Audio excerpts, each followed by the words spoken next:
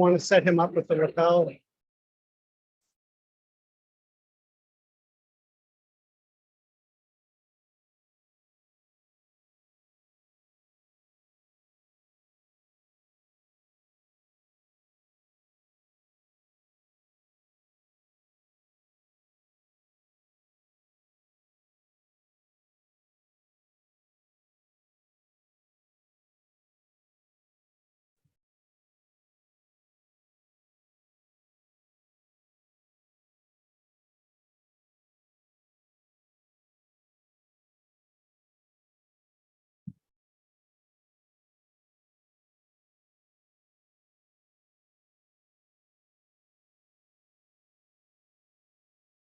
With the mic here.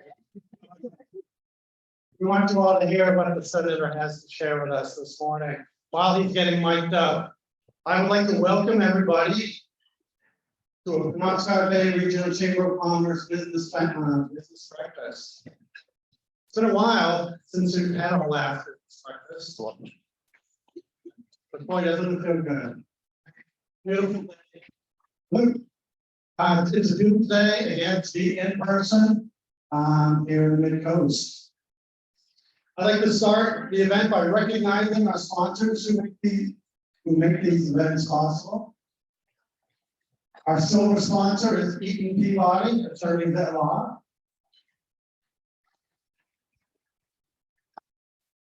Allen Insurance and Financial. First National Bank. And Penn Bay Medical Center. Thank you for your continued support of the chamber.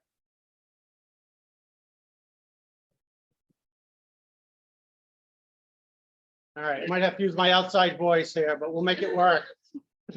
I'd also like to thank and recognize the chamber's premium members, Eaton Peabody, Remax, LCI Fiber Optics, Ballou and Associates, and Machia Savings Bank. Thank you for that.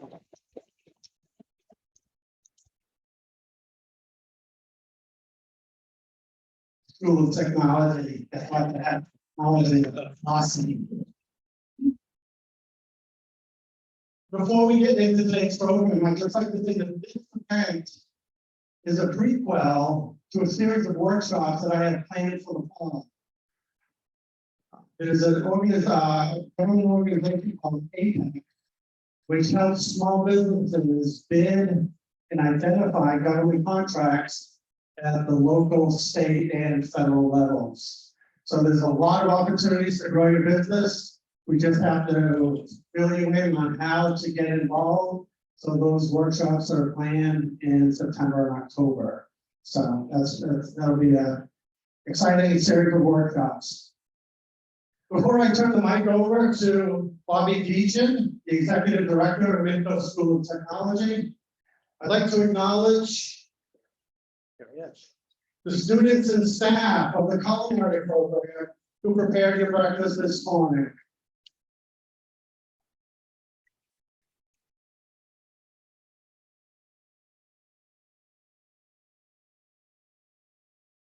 They did a great job, and you never know, we might have some James Baird Award winners at the kitchen today. So it's great that they're learning that craft. We're going to try and get a picture taken with the culinary students and the staff with the senator. I think they're coming out now, so we can oblige and let them get back to school. Come on, guys.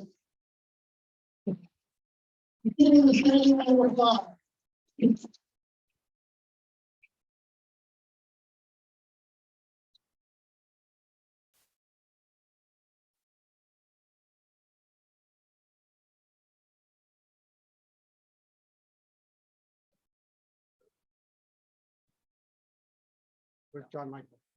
Oh, there he is. Okay.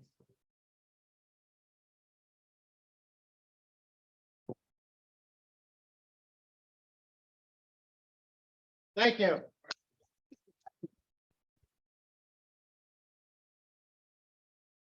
So thank you to Chef Butler and his staff for all that they do for the community and for the students here. With that, I'd like to introduce you to the Executive Director of the Midcoast School of Technology, Bobby Deacon, to say a few words about this amazing educational facility.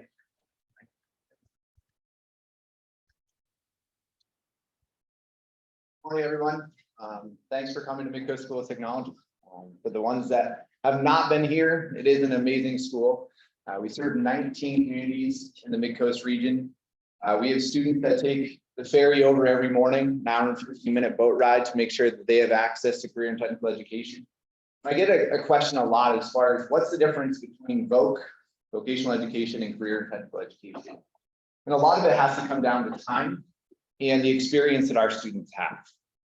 So our students come here with the academic preparation they have at their high schools, and they're pairing that with the technical education that they're going to receive from us. And it's the combination of both of those that really is the difference. So I always like to tell a real fast story about Russell McKenna. He graduated from here about 4 years ago from Camden Hills Regional High School. Now, Russell was a student that 20 years ago never would have had an opportunity to touch foot in a vocational school at that point in time because he was too academically gifted. And he came here for machining and ultimately with the goal of working for Boeing in the future. And Russell blew our doors off. The teacher came up to me after the first semester and said, "I don't even know what to do anymore. Russell's completed all of our projects. Just let Russell go. See what he can do." And that's exactly what he did. He came in every day and he pushed the limits. He used the academic skills that he had received at Camden in his AP classes, his honors level classes, and he applied them. And he started to look at things in a very different way. And he broke down barriers in the Midcoast area that maybe were not really seen, but they existed. And now there are dozens of Russells coming here. But Russell came in and he would design and he would look at things just differently. And his classmates started to look at things differently. And he decided to design a picture frame for his parents' anniversary.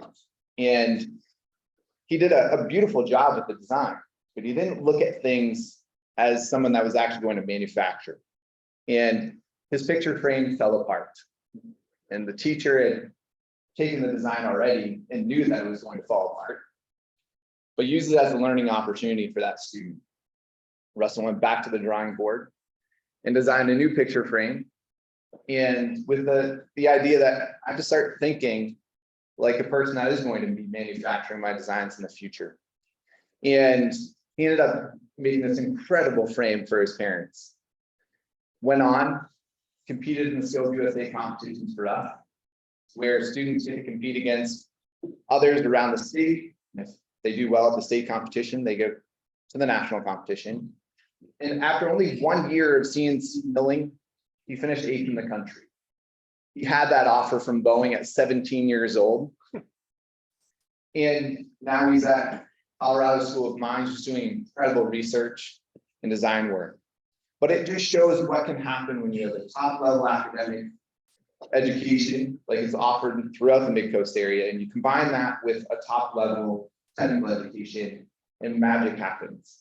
Magic happens every single day in the school. And I invite all of you to come in and just experience that with our students. If you're staying for a tour today, it's fantastic. Fortunately, it's the day before break, so I'm just going to warn you. But it is an amazing place. You'll see students engaged. You'll see students loving what they do. So if you ever have an opportunity to come in and just spend a day with us, experience what our students experience, have a conversation with our incredible teaching staff, I really encourage you to do that. But again, thank you for coming to Midcoast School of Technology. We appreciate you being here and enjoy your breakfast.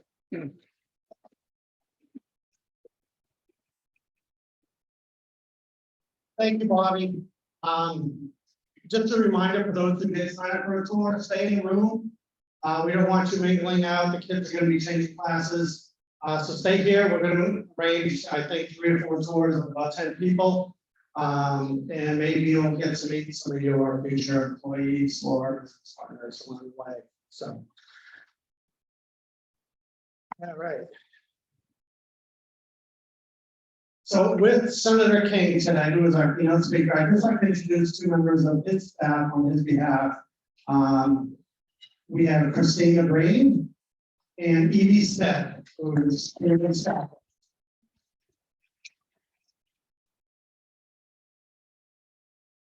Senator King is a strong believer in the need for greater bipartisan dialogue and relationship building. He is proud to join the long line of thoughtful, independent leaders for the state of Maine. And he works hard every day to bring Republicans and Democrats together to find common sense solutions for Maine and America. His bio is way too long for me to take the time, so at this point, I would just like everyone to rise and welcoming Senator Angus King.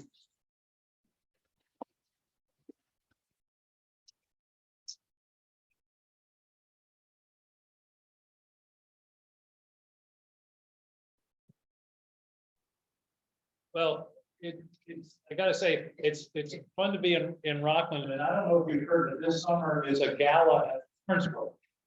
And there was one some years ago that Mary and I were, the most memorable moments of my being governor. As we were walking out from this pretty fancy deal in Rockland, there were these two senior citizen ladies who were sort of, I think they were from Philadelphia, you know, they were summer and I call them grand dames. Anyway, they were walking out, Mary and I were behind them, and one of them, after I had spoken about the people, one of them said, "Isn't that quaint? I never knew Maine had a gun."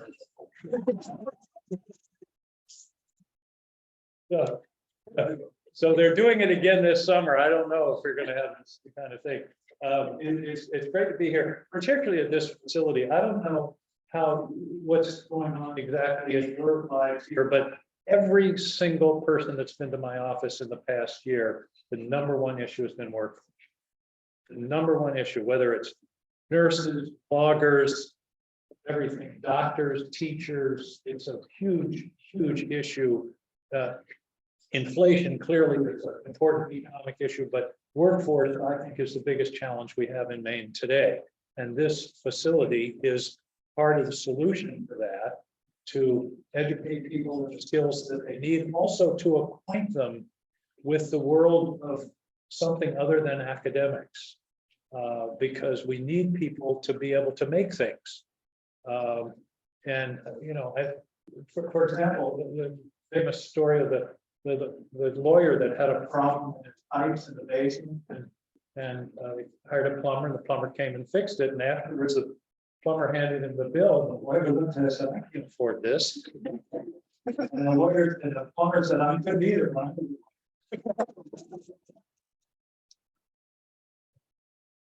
You need trades people. A couple of people try to start to do that, but one is Chris Radford.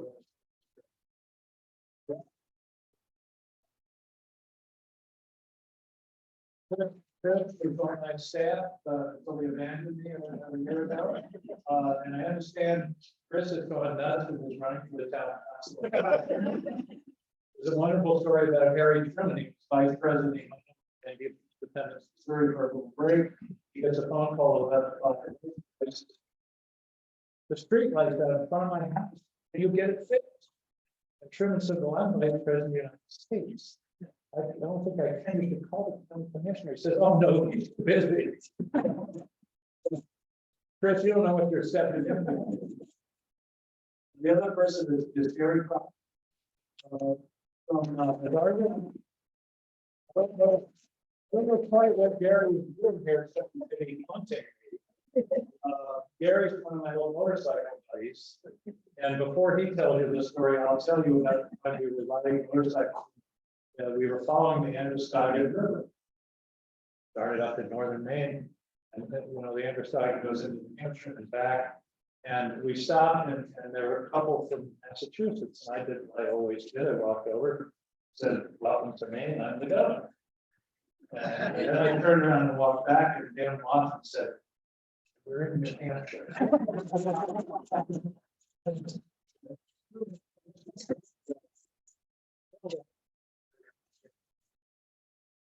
want to do share with you 10 things and interesting about the Senate that I've learned from being there. The first is we don't hate each other. The idea that it's toxic, you hear that word toxic, it's all about conflict and Chuck Schumer and Mitch McConnell. And the truth is that personally, we get along fine. I have very good friends on both sides of the aisle. We discuss things. In fact, if you want to see an example of this, also if you're hard time getting to sleep, turn on C-SPAN 2, which covers the Senate and what a Senate vote. Because a vote, it isn't like everybody's in their seats and yay or nay. The vote goes, people drift in and vote. But there's a lot of milling around. It's like the dump on Saturday morning. But what you'll notice is that the milling around is like this. You'll see people talking to each other. You'll see a whole lot of people over on one side. John Cornyn and Sheldon Whitehouse or something are talking about something. It's not like everybody's on one side or the other. But one day I was chatting with one of my friends who came in with me and walked the floor. And the phone was near her. She said, "What are you doing talking to Ted Cruz?" He was fine. But the point is a serious one, that it's not as it's often conveyed. Conflict sells newspaper or sells time on TV. It's much more interesting than, for example, I guarantee there will not be a story today that says 7,000 planes landed safely. It's the one, it's a problem.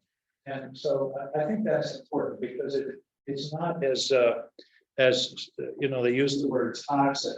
I make a list because if you tell people there are 10 things they're damn well remembered. We don't hate each other. By the way, there are 14.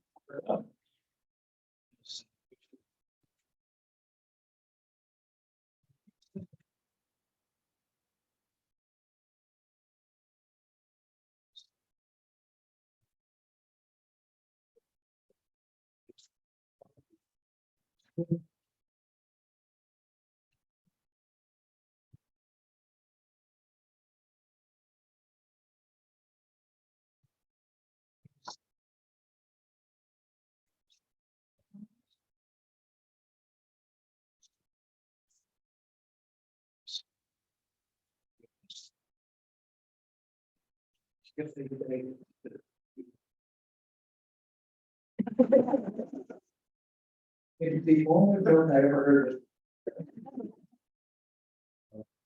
Okay. Number 2, the schedule is a problem. You don't think of schedule as something mechanical as being a substantive problem. But here's the Senate schedule. The first vote where we have to be there is Monday afternoon at about 5. By the way, if St. Peter ever comes to you and says you have 10 minutes to live, you should say, could it please be during a 10-minute Senate vote? Because that would be a lot more. Anyway, Monday afternoon at 5 is the first vote. Well, the next vote we have to be there for is Thursday. That means we leave on Thursday afternoon.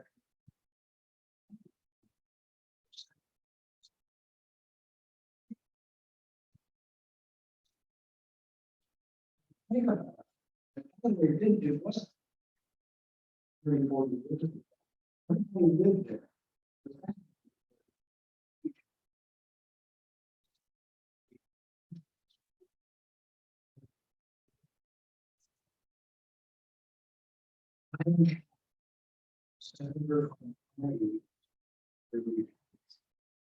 Senator from Alaska.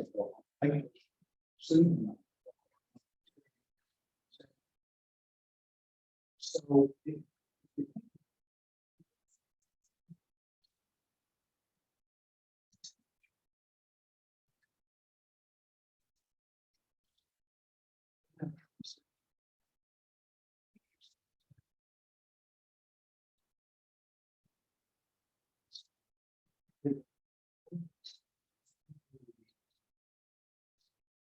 This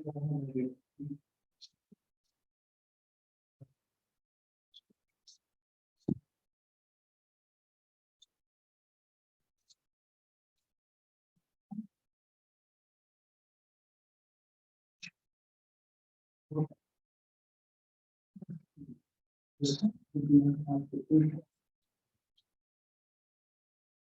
Because it's so malapportioned. And here's the math. If you take the structure of this, well, out of 60 created on Phobos, what that means is that that representatives of 24% of the population that's dying. That's a little weird. So you see what I mean? Because you've got senators from small states, and that tends to allow you to basically stop anything that goes through. I'm going to cover that for us later. Now, that's the bad news. The good news is Maine has 2 senators too. So it's important, so that you are.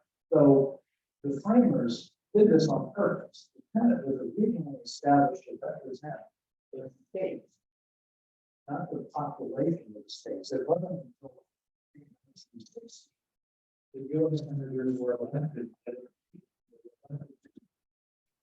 Same with this state. 1856. Because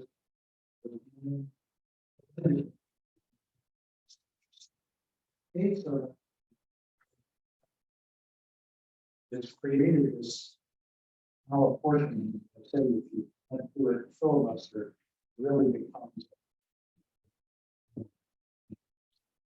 already control. Number 4, filibuster is hard. I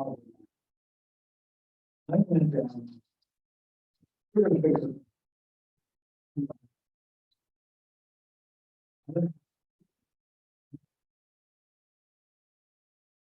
Massive creation.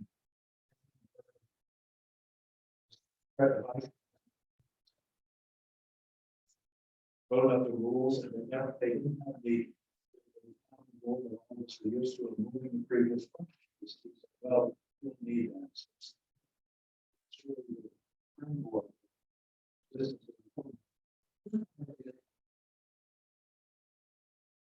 Because it can be important to control.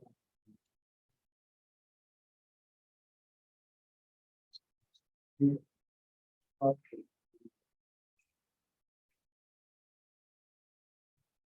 So, look at the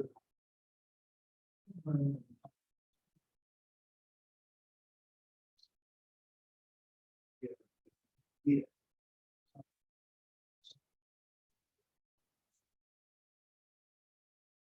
Compromise. Means now this you can dial it in. You can literally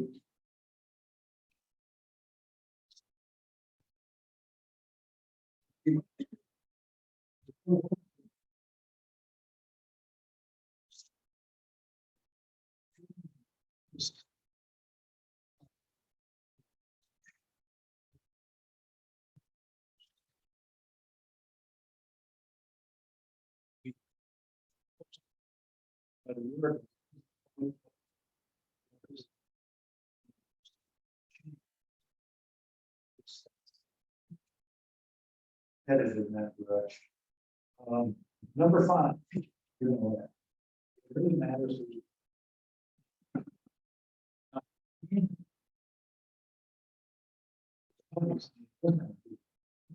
Really matters is in all ways, who's appointed to the FP? Who's the deputy?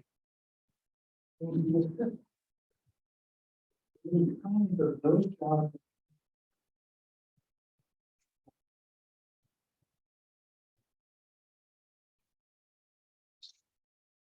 So Reports.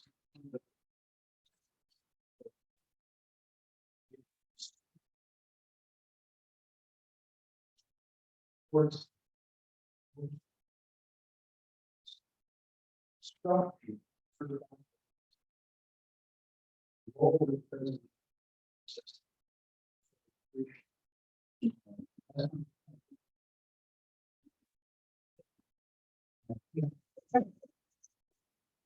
He was couple. Okay, number 6. Staff matters a lot. It really does. The complexity and volume. Nobody can do it alone. Good people. These two, Chris. Just. Send this to you.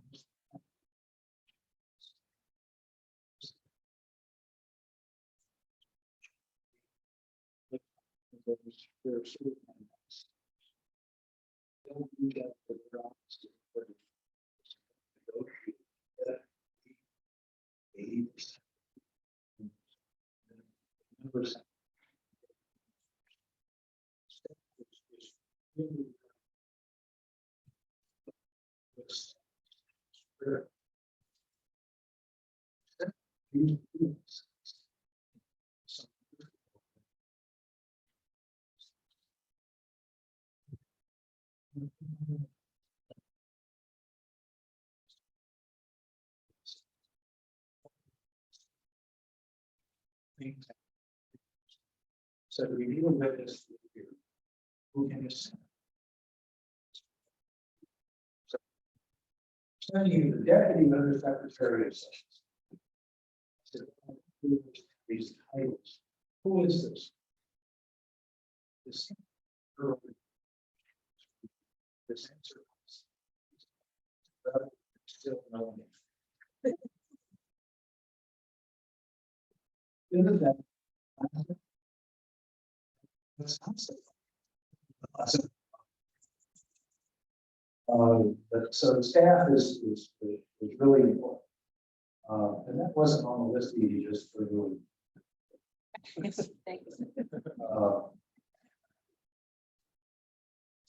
Here's something interesting that's happening.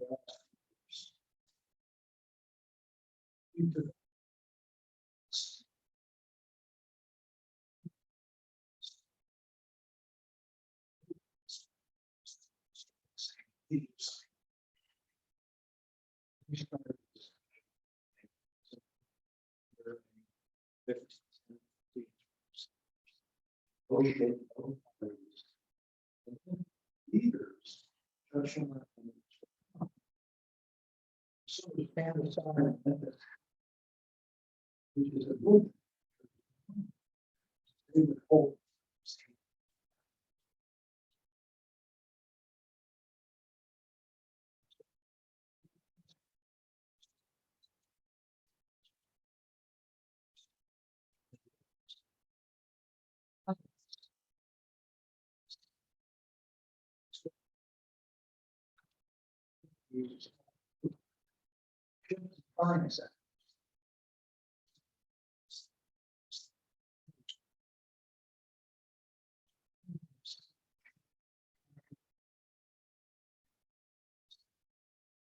Not trying to.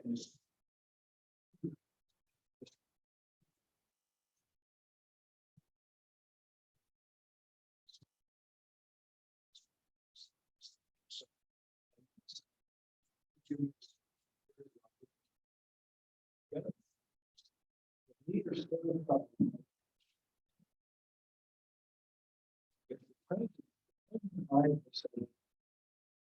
this is my they never got it. His contribution is taken out. It's fine at the end.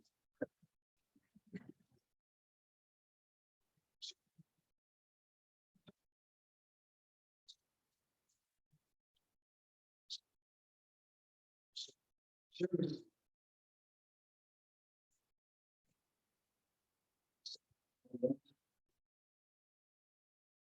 Most Um,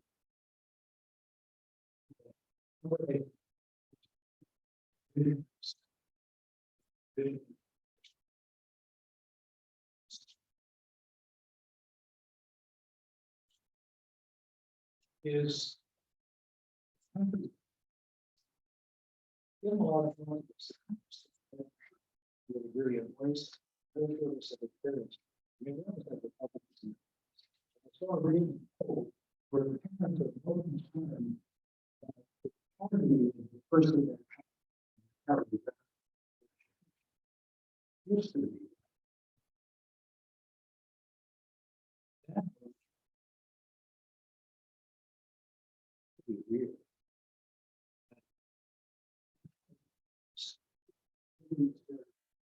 We can't solve the issues with people being able to come together in some way, and the Congress come together if the constituents are so divided. Why? It's what I call the balkanization of the news business. When I was a kid, everybody had the facts.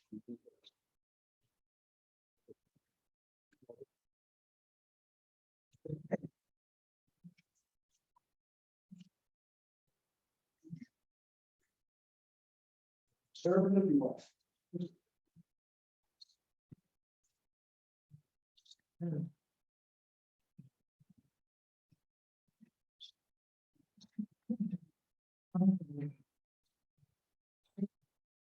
Information. We created a society with divided different factual. People have experience is that if we can all sit around the table for established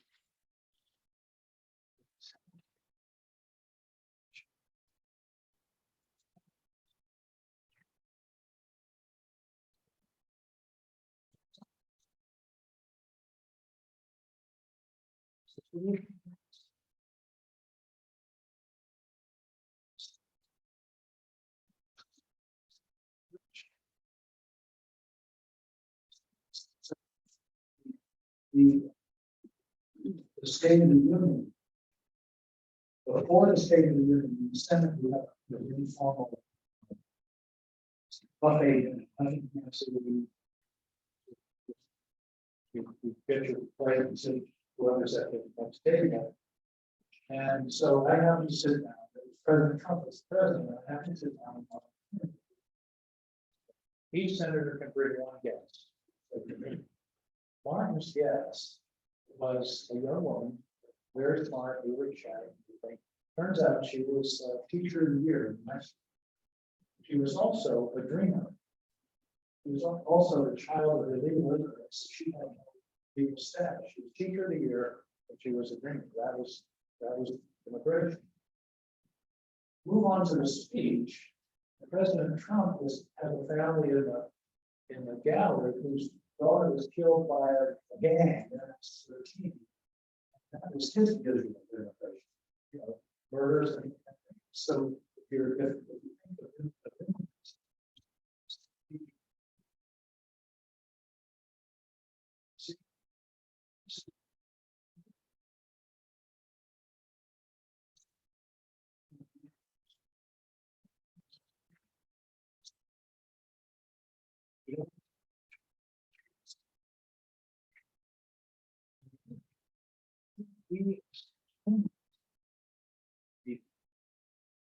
could be more women to look at sites, introduce from various sources, and compare. Because now you're just going like it's very disturbing, and it makes every election Armageddon. See what I mean? That every election that we will have.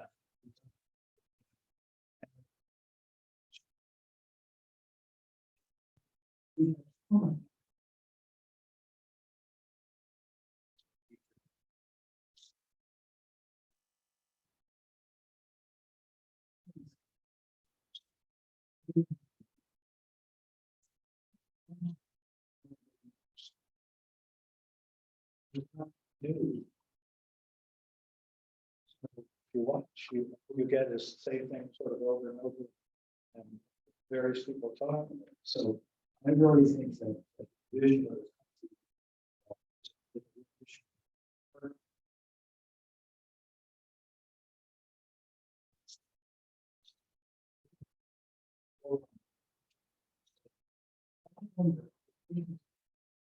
Is this Abraham.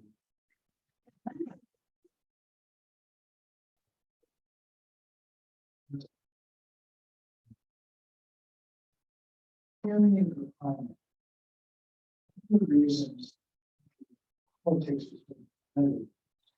We've got red states and blue states. Very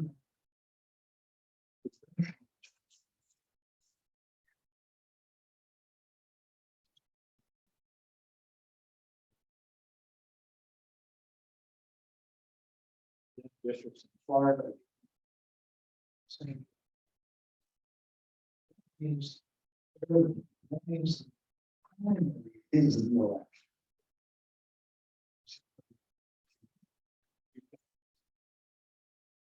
School doesn't- People who are most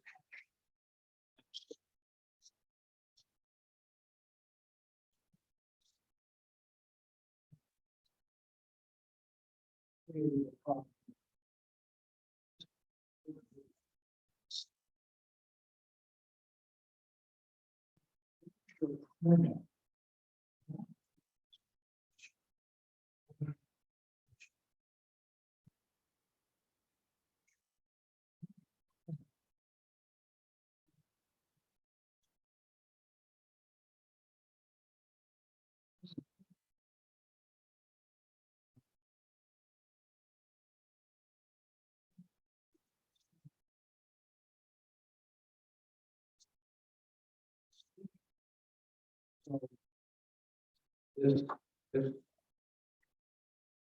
willingness to danger. Losing the job because I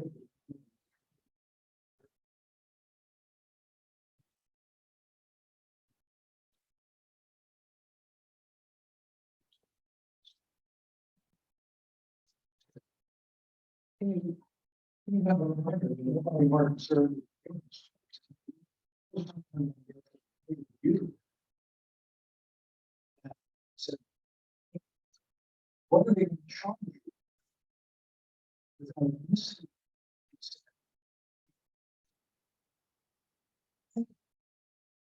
you can lose your seat. You can lose your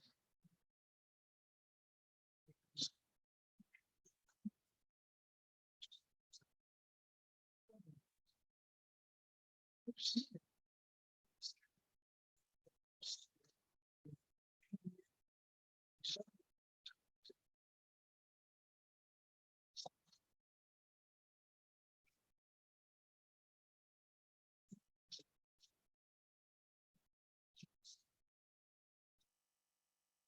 Because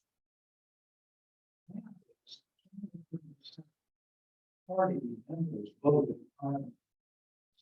Here's math, here's math. 30% of the Democrats. Work on their primary.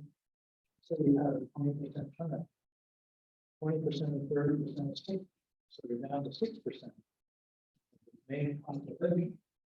And let's say it's a 3 or 4 person primary, will win that's 30%. So 30%, 6%.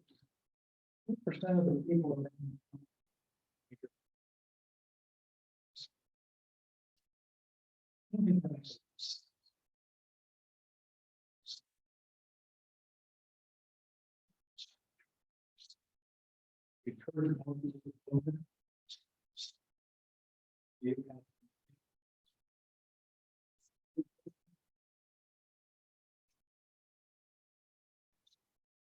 it gives people who are born to center a chance.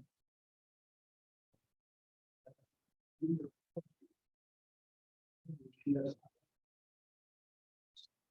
be a honest person. You have no chance. occasional setting for Trump. And yet she ended up being. So, yeah.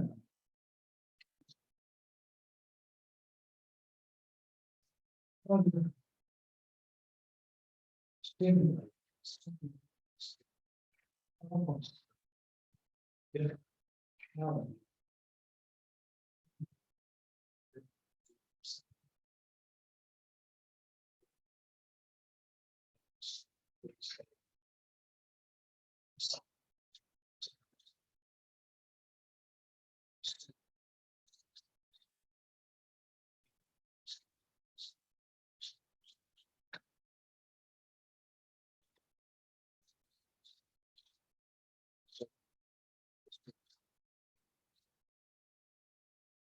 It's incredible.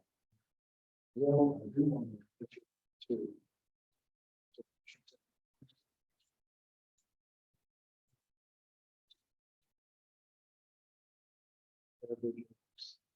Okay, pause. I should say another thing.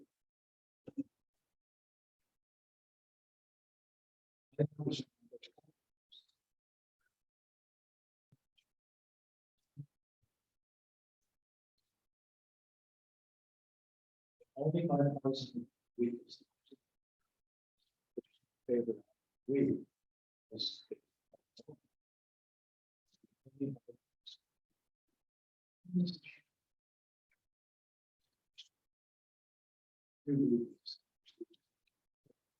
But it's always so.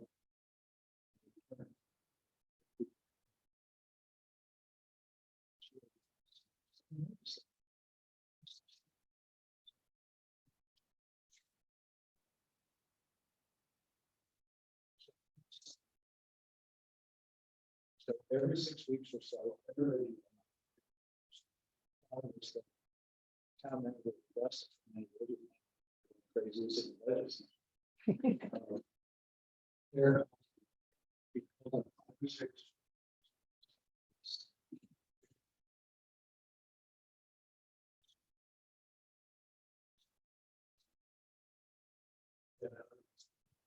Most recent.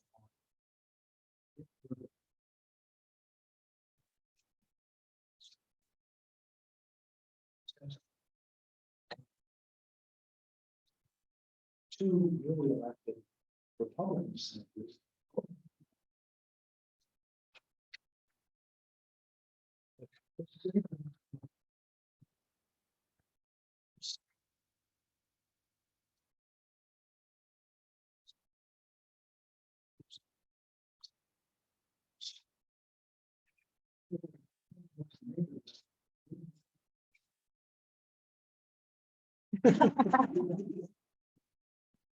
Too soon to. There is, I guess,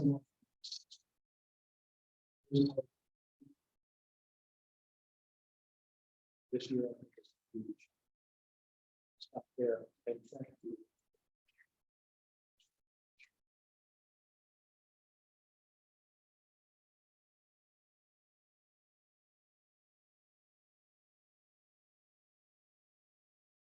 We're gonna open the floor up for 15 minutes of Q&A. If I could just make an observation and we can comment. If we had this meeting today and the Democrats had blue badges, the Republicans had their red badges, this would have been a totally different dynamic in this room. I mean, we're all talking to each other. It doesn't matter if you're Republican or Democrat, right? We're all working together in this community, fixing problems regardless of what color you vote for. And I think, I don't know who it was that said, but all politics is local. And boy, we're showing it here because we're getting some stuff done. So kudos to you, kudos to the business community, and let's keep working together. So thank you. Question. What is it? Really like? Doug, we're gonna get a microphone on you.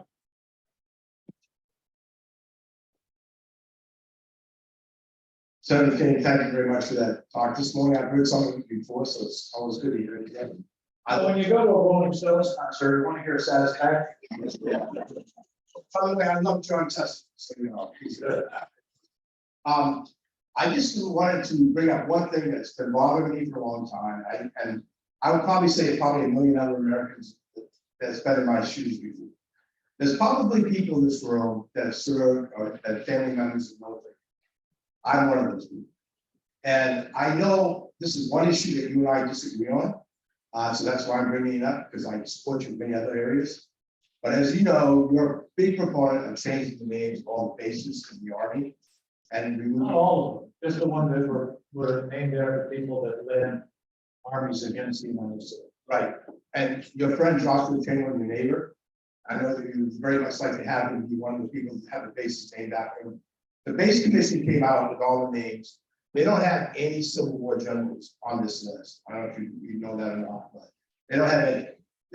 They're more politically correct in what they're doing. My problem, my issue with it is, and the ones that you mentioned, like Fort Bragg, Fort Benning, we think of Fort Bragg as home of the airmen, and Fort Benning, home of the infantry. We don't necessarily think of it as a Civil War general per se. And I think that's one of the biggest problems that we're having with it. I know in Rockland, we went going through the same thing. At Rockland High School, we had 50,000 graduates between Rockland and Rockland District High School, and now down in the Oceanside. So until we're all dead, it's not going to make any difference. But I don't think we have to say in the Army to stop broken or fix it. And I'd like to know a little bit more what your thought process were about the generals and why you decided that we should spend millions of dollars to do this. Yeah, it's pretty straightforward. I think sending recruits to a base that's named for someone who actually took up arms against their country, just struck me as crazy, and it just didn't make sense. Those bases were mostly named, many of them were named in the early part of the 20th century. They weren't named right after the Civil War. And they were given those names to make it comfortable for the staff to send.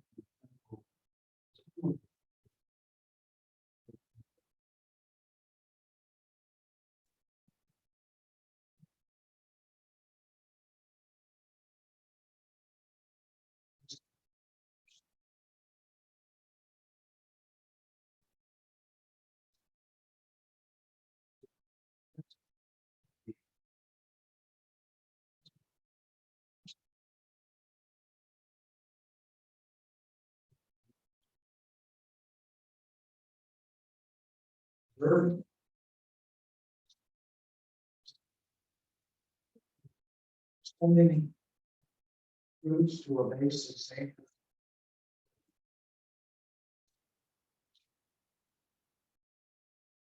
Big deal.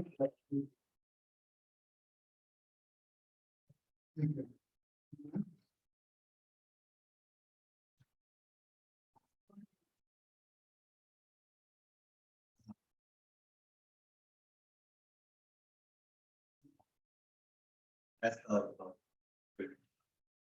reporter in Russia, the boat graduate. Well, I know that just this week, and I think this has been made public, that he's been listed as a term of wrongly detained. And I know that the State Department and the administration will do everything they can. This is a really troubling development. It's basically a hostage. And it's you know, I know, I mean, what can we do? I mean, we can pressure, right? And we'll probably end up with a swap of some kind. That's what happened in the past. But just this week, the White House has upped the status of his incarceration to try to get him home. But it really raises the question of any American that's in Russia is at risk.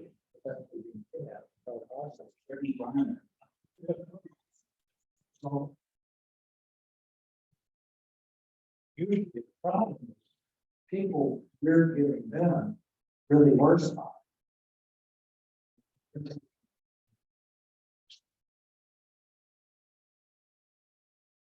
Education. And I should mention,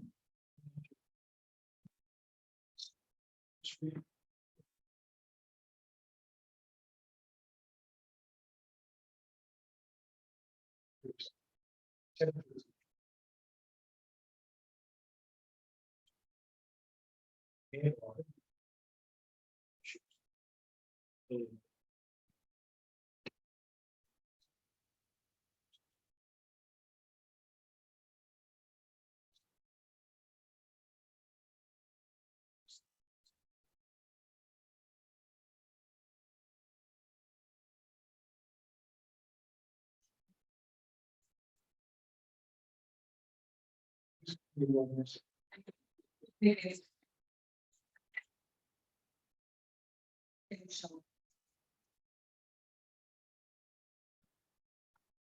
you to send it all.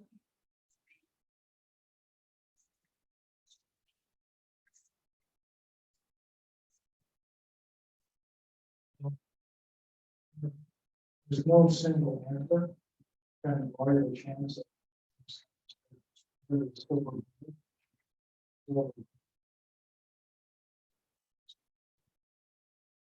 Something like this.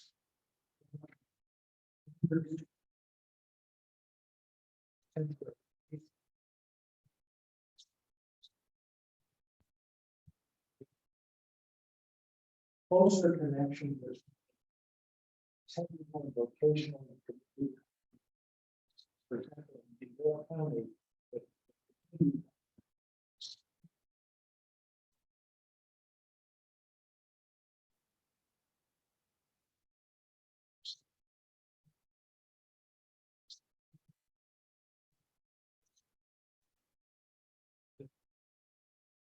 This is training.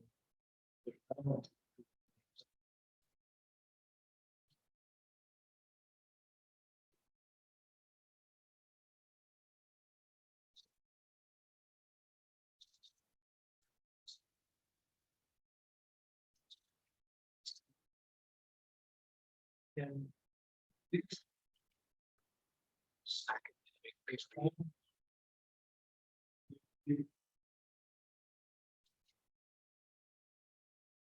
you know,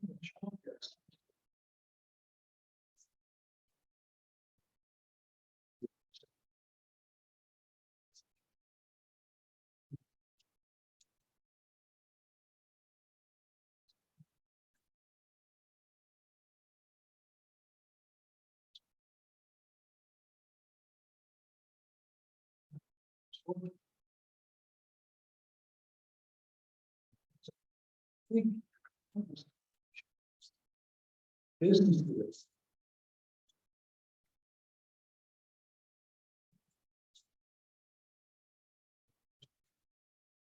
You also.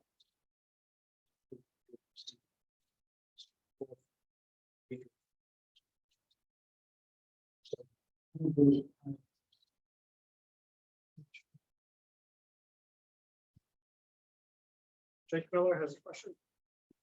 I know I'm right here, but I'm using the mic just so everybody else can hear my question. I come from a commercial fishing family in Tenants Harbor.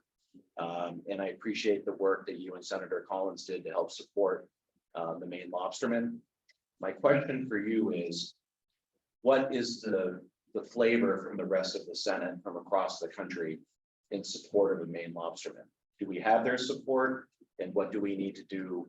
I know there's a 6-year moratorium more or less on this issue, but that 6 years is going to fly, and it's major. It's important here. That's a really good question. The answer is yes and no. Most of the, the rest of the country doesn't know and care. That was one of the things that made what we did in December so hard. We did it because Judge Schumann.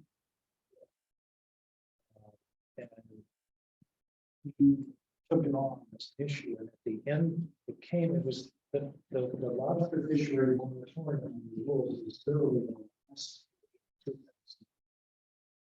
Literally.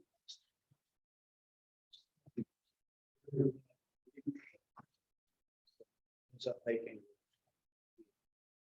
And he took it on, did Nancy Pelosi to move it through the House. And it was something I could say true, because it's not something where I can go to my colleagues in Colorado and get them all excited. This issue that we have along the Maine coast, particularly when they're hearing to the contrary from some folks in the environmental community. I think and hope what's going to happen in the next 6 years is, hey, we're going to find out what the whales. The thing that drove me crazy about this whole issue, it was the functions based on speculation, based on rumor, like Churchill said about like the enigma that of a mystery inside of it, something like that. But anyway, so we're going to finally come to some science. I'm on the intelligence committee. I've asked the intelligence committee to look into using that satellite capacity to see where the whales actually are. Because that's one of the problems is, according to the logic that I talked to, there are very few of these right whales in Maine and Florida. They're further out, they're up in Canada, they're down off in Nantucket, but they don't seem to go through the Gulf of Maine and part of the other stuff. So we got to do two things. One is get better science about where they are, and two, work on developing gear that will be less dangerous if there is science.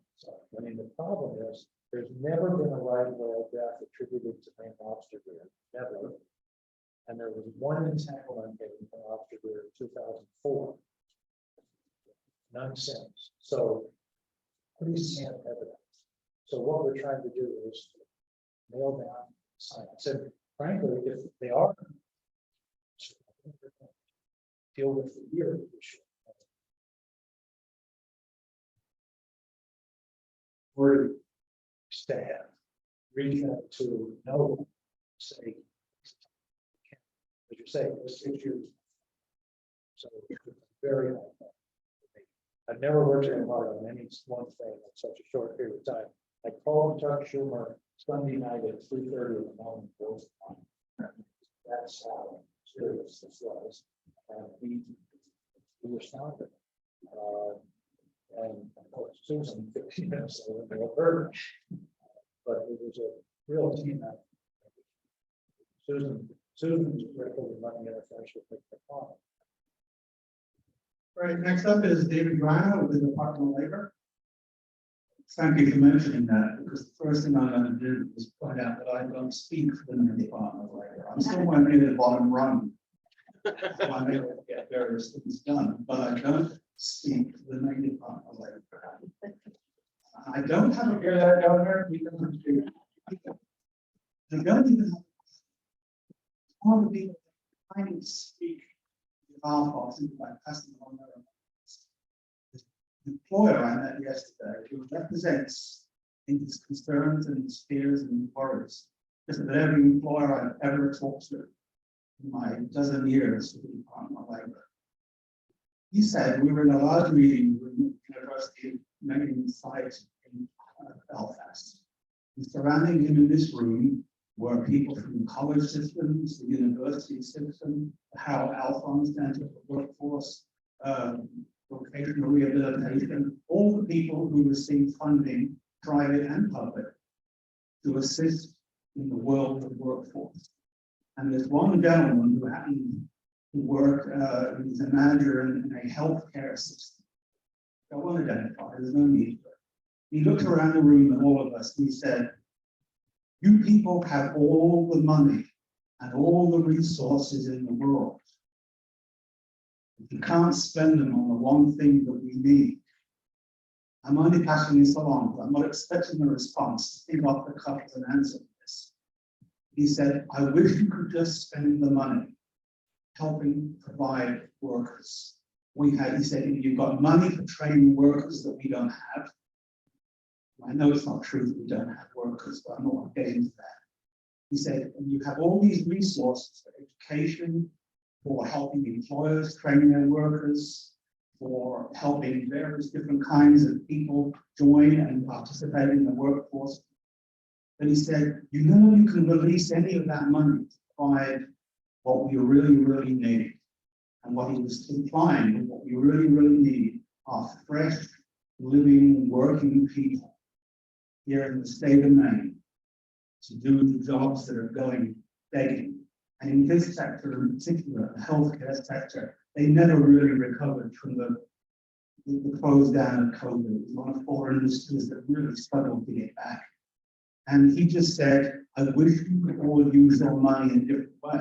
And of course, we all just looked at each other and said, out of our hands. So I'm passing that on, at least one step. I do have a response to that. Traditionally, in this country, we've had a steady flow of immigrants who have replenished our workforce. They tend to be good workers, they really want to make a life for themselves. At the end of the Obama administration, there were 1.2 million legal immigrants a year. At the end of the Trump administration, there were 200,000. That's 1 million people a year out of the work. And so immigration is part of this. Unfortunately, immigration is such a volatile, emotional, political issue. You mix up the border, legal immigration, and people come from countries, and it's really true. And then we've got rules like if you're an asylum seeker, you can't work for 6 months. Susan and I have a bill to reduce that 30 days because either people don't want to work. In the economy, there are people that need. So that's one of the things. Trying to ask me about this, I didn't think about it, but immigration is something that we, to me, there's an obvious, I started talking, to me, there's an obvious deal with immigration. Border security, dreamers, and workforce. I've got a whole package that I've had my staff and I put together on what we can do at the border, what we can do to pathway to citizenship for the dreamers, and how to deal with things like the H-2A, H-2B visas. Provide workers, particularly in Maine for the hospitality, that are seasonal. That's something that we have to do. Every year, Tom Phillips and I, Mike Rounds of South Dakota, there are 4 or 5 of us that are always pushing to get additional H-2Bs. And people say, well, they're taking American jobs. No, they're actually preserving American. If you have a restaurant, 6 Americans.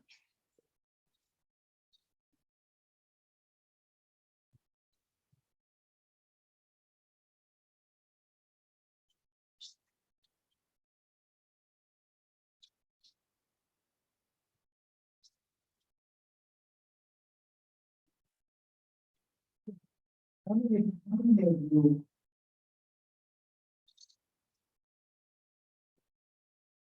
rest my case? If you're a Native American, you know, tradition.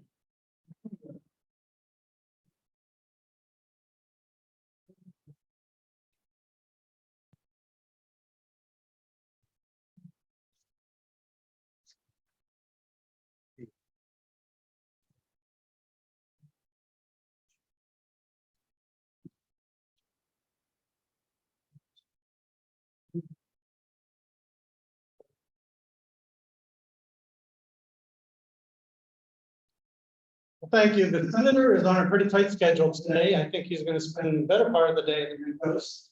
But we want to make sure he has time for a tour of this amazing facility. If anyone has any questions that you still want to pose, they can contact your office or your staff, and I'm sure that you will get a response. Nobody's shy about that. I get between 3,000 and 4,000 emails a week. Let's keep them coming, because that's how things get done, seriously. Thank you, Senator King, for being here today. And great to do this. We just Thank you very much. Thank you.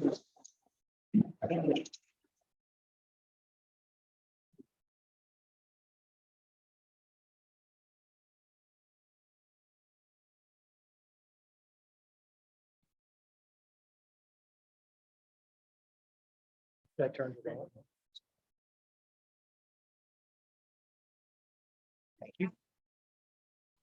Hey there, I wanted to give you. Yeah.